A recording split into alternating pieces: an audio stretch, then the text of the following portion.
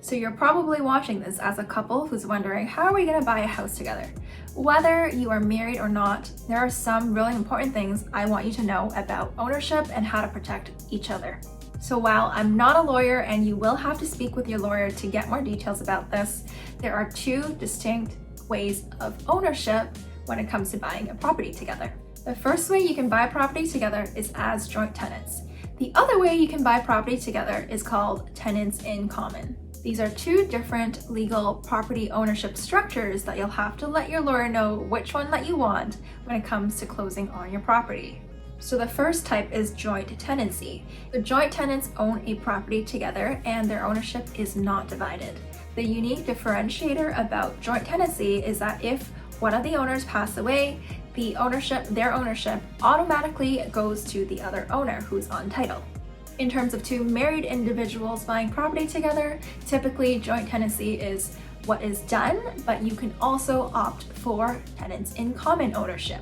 Tenants in common is another way two people can own property together. This allows two people to have divided shares and unequal shares. So you can be 50-50 owners, you can be 60-40 owners, you can be 70-30 owners. The split is entirely up to you.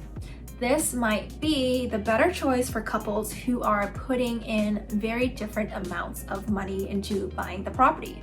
If one person's contributing way more than the other person and you want to protect your own assets, you might want to choose tenants in common, but definitely speak with your lawyer. The unique thing about being tenants in common is that there is no survivorship. So if one person passes away, they can name somebody in their will to inherit their ownership, and the ownership of their share does not automatically pass on to the other person who's on title.